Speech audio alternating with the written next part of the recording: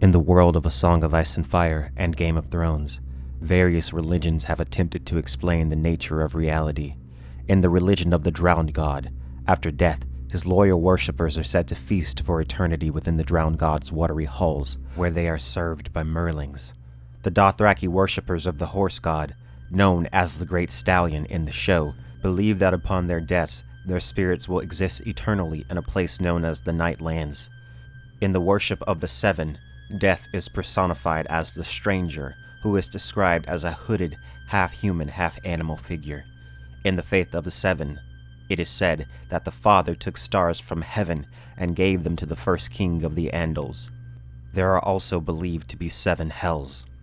Many different religions in A Song of Ice and Fire and Game of Thrones offer different ideas of what happens upon death. But is there evidence to support any of these claims? Does the afterlife actually exist in the A Song of Ice and Fire and/or Game of Thrones universes? Long before men arrived in Westeros, the children of the forest lived harmoniously with nature. The weirwoods were sacred to them. According to some legends, it became a tradition of the first men to place body parts and entrails within the roots of the weirwood trees, even leading to rumors and myths of man-eating trees. The reason behind this tradition seems to be that it is possible upon death to transfer one's consciousness into the weirwood trees. In A Dance with Dragons, when asked of the other children of the forest, Leaf responds by telling Bran that they were now gone into the trees. And in the prologue, Varamir's Sixskins, after dying beneath the weirwood tree, can for an instant see through the eyes of the tree. So weirwood trees do seem to provide some kind of afterlife. But this type of afterlife is only applicable to those that die near weirwoods. What of those that die nowhere near these trees?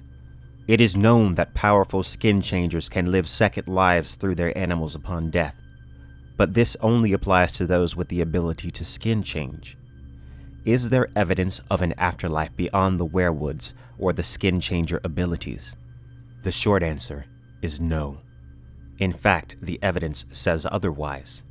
In the winds of winter, while under the influence of the shade of the evening, the same substance which Dany took in A Clash of Kings upon entering the House of the Undying, the damp hair speaks to his brother, the long-dead Uragon.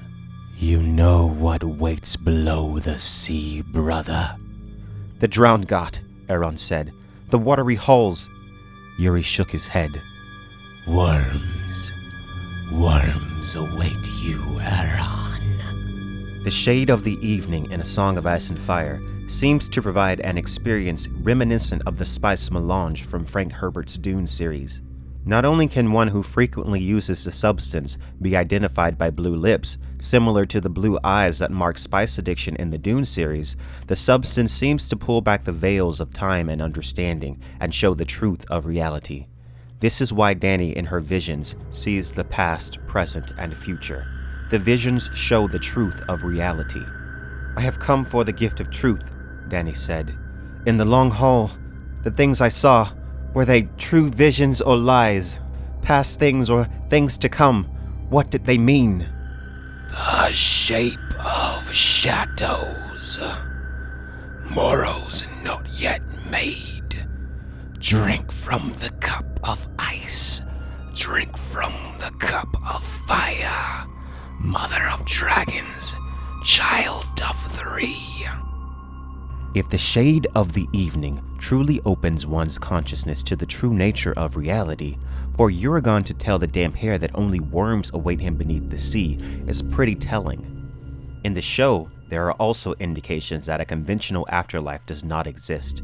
When asked by Melisandre if he had seen the other side, Beric Dondarrion replies that he saw only darkness.